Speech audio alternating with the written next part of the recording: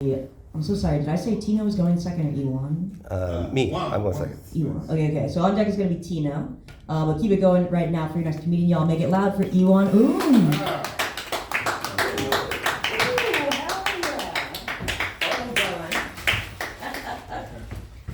That's cruise ship right there. Say hello to my little friend. Let me take a hit real quick.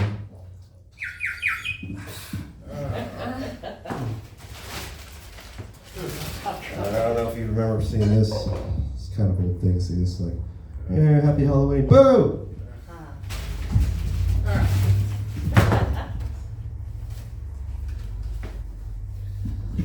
Alright, let me do some newer jokes. Yeah, before doing comedy, I was a sushi chef. It's pretty cool being a sushi chef, you know? You use like razor sharp knives and like blow torches and shit. Yeah, it's really like the manliest way of making a meal, right? And you get paid pretty well, right, as a sushi chef. And while you're working, people like buy you drinks and shit. It's actually a really good job, you know? But the best thing about being a sushi chef is the pussy. Yeah. You know, cats love sushi.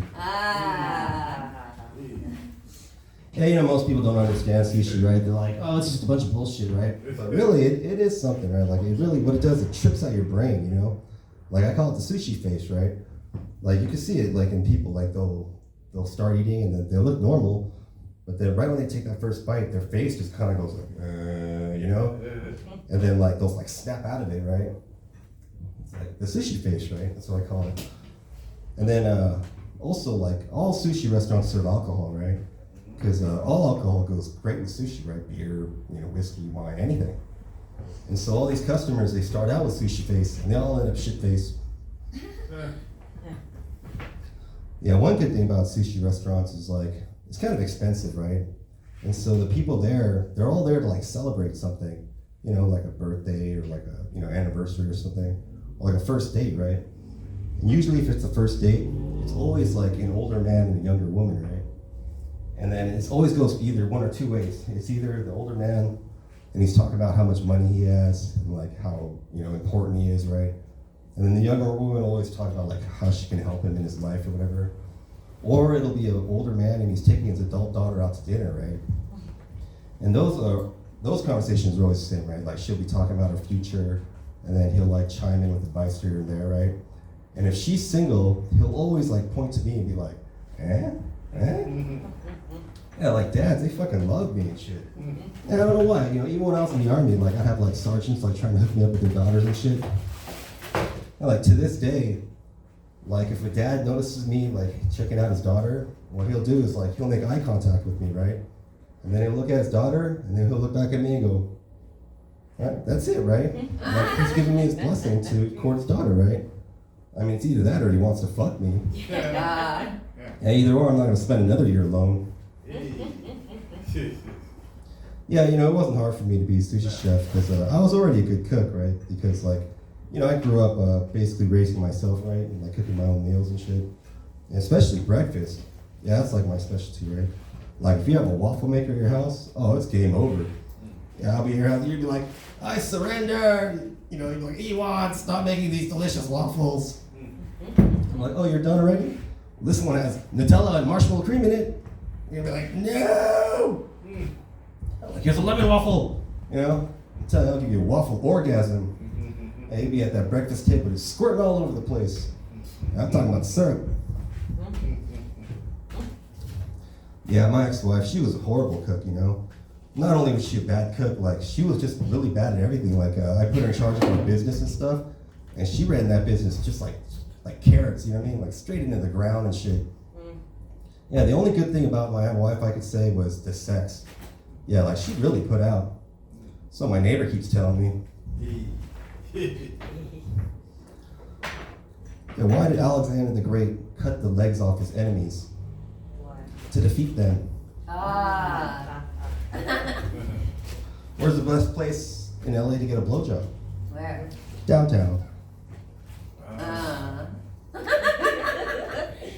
You know, actors, they're so like passive aggressive and jealous of each other. It's crazy, right?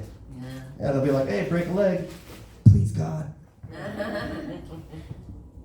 Yeah, you know the scientists who named the sperm whale He actually wrote a whole book about them, but nobody could read it because all the pages are stuck together. Yeah, I'm a bit of a history nerd, you know, but I focus on a certain subgenre of history, which is battles and wars in which a weaker force defeated a stronger one, right? And over the years, I've become kind of an expert on the subject. You know, there's many ways you can do it, right? There's at least 5, right? One way, a very simple way, is just to surround the enemy, right? You know, even if there's more of them and they have better weapons, if you could just surround them and you push in on all sides, then you got it, right?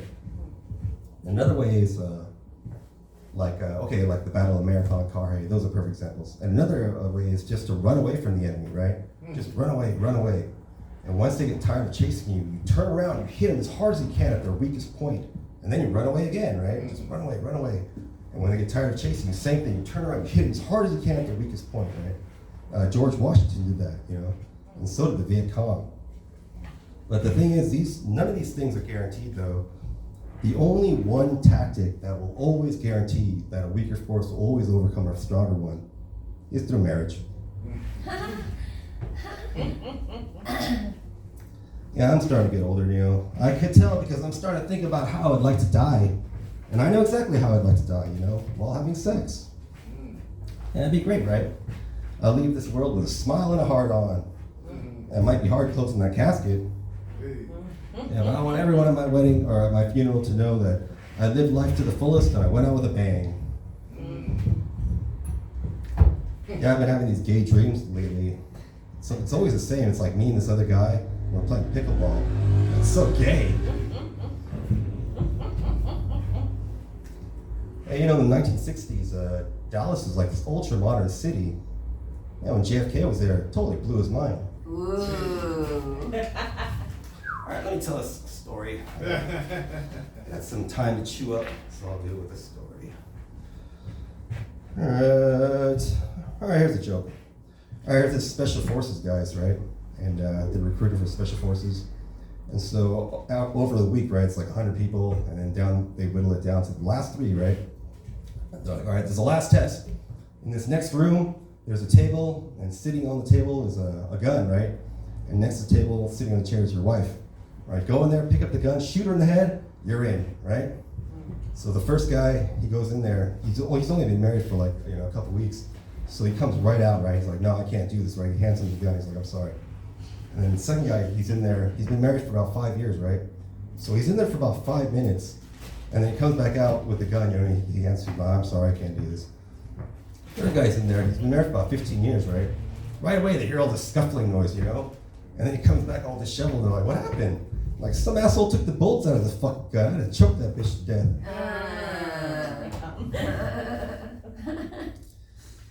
Alright, let me tell you this, another joke, or another story, I guess. Alright, you know, my parents, they had a carpet cleaning company, right, in LA for many years. And so after I got out of the army, I worked for them. And we actually had a lot of business in West Hollywood, right? Because a lot of the other carpet cleaning companies, they're homophobic, right? They didn't want to do it. But us, we're whatever, immigrant carpet cleaners. We'll do anything for money. So I'm there at this dude's house in West Hollywood. And the way we clean carpet is we'll go to the end of the house first, and then we'll work our way backward. That way we don't step on areas that we already cleaned, right? So I'm following this guy, you know, whatever, down this long hallway loaded with these little framed pictures. And I go into this room. The only thing in this room is this bed, right? But on the main wall, there's this giant picture of this naked man, right?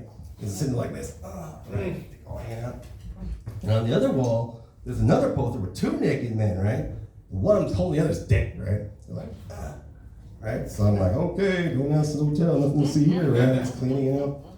And then I hit something under the bed, right? And it starts making noise. I'm like, what the fuck is that? I'm like, holy shit, right? And I saw what I could only describe as a beeping, blinking transformer dildo snake. Yeah, a little twisted. I was like, boo, boo, boo. I was like, oh shit, you know? I didn't know how to turn it off and shit. Fuck, it's all greasy and shit. I was like, fuck. Finally, I turned it off. I threw it in the bed, you know? And I'm all, I just want to get out of there at this point, right? So I'm just like, fuck. I'm out there and I'm in the hallway and I see the wall, those little framed pictures on the wall. I can see what they are now. Those little pictures are other carpet cleaners with their dicks hanging out. So I was like, oh no. And I hear this, I turn around and it's the guy, you know? And he's holding a $100 bill in one hand and a camera in the other. Oh my gosh. And I mean, I'm not gay or anything, but money's money, so. Ah. I'm gonna tell you another joke. Yeah, you know what is it, one? Yeah, the word dude is like the hardest working word in the English language, right? Like with one word, you know? You could be like, you could say, look at that over there, right? Like, dude, right? Or you could be like, hey man, are you okay? Like, dude, right? And with that one word, you could say, hey, your dick is too big. Dude! Okay. Yeah, you know, why do sailors give the best blowjobs? I don't know.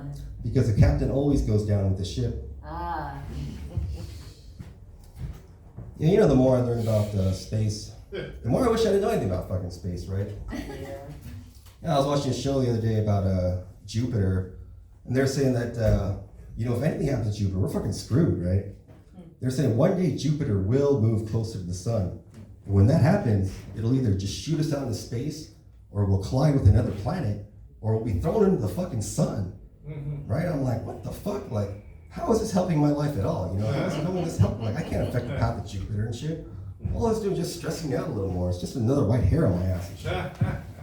Now you guys down, I told you, yeah, you have to worry about this too, right? What, this, the health of your prostate, your colon, right? Oh, don't forget Uranus.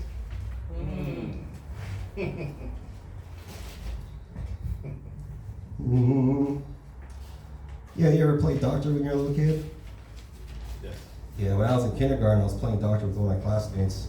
It was all fun until she started playing proctologist. Hey.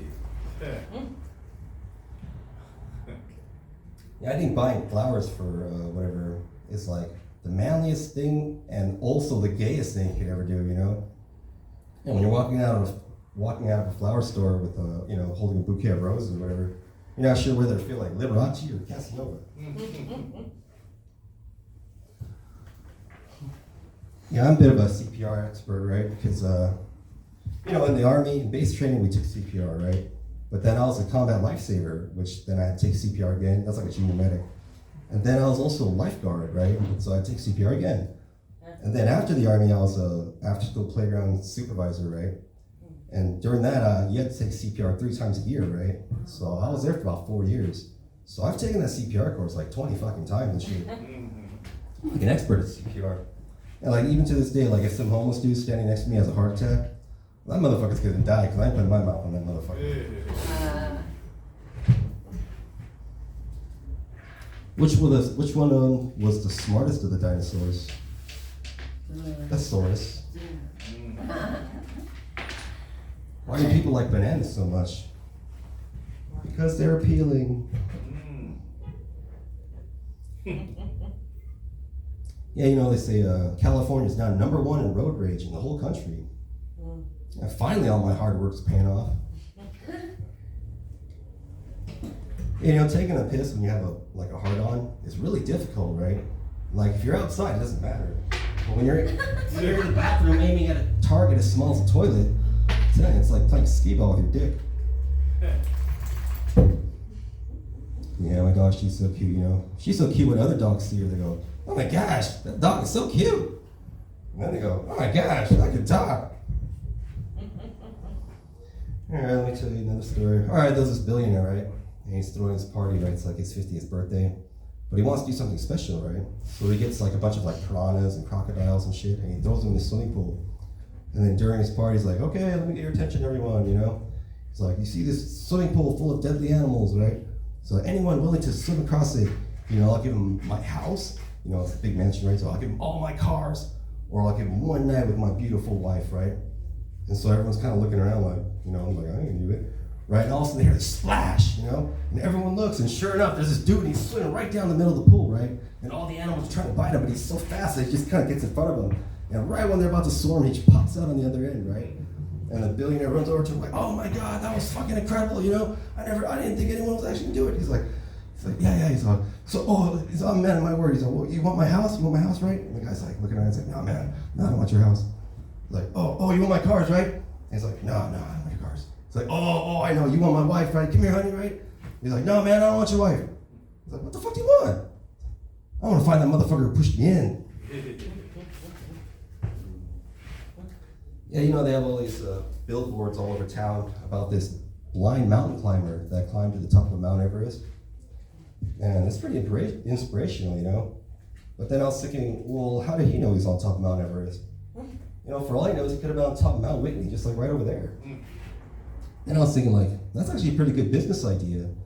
Yeah, getting paid to take blind mountain climbers up to the top of Mount Everest.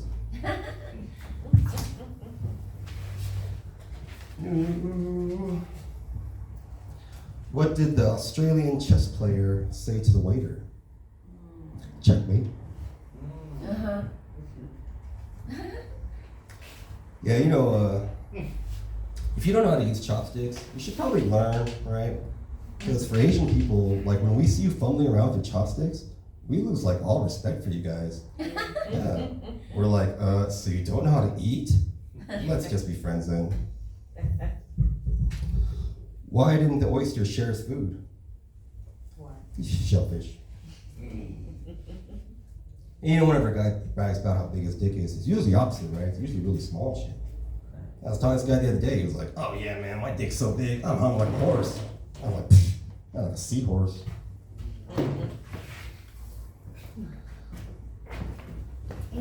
Sorry, stupid dog. Yeah, one of my buddies, he's a Muslim, right? And so he doesn't eat pork and stuff, and that's cool, you know? But he's always trying to pork shame me and shit. He's always like, oh, gross, you eat bacon and sausage. I'm like, man, I'm Korean, right? We eat dog, right?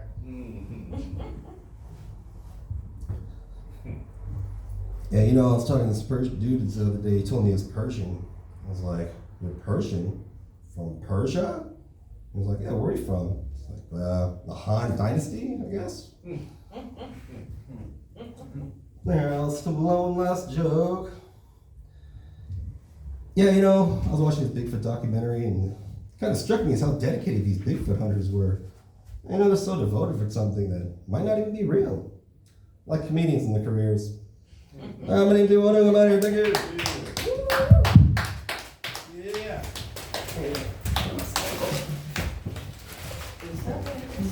Keep it going for Ewan. Ewan!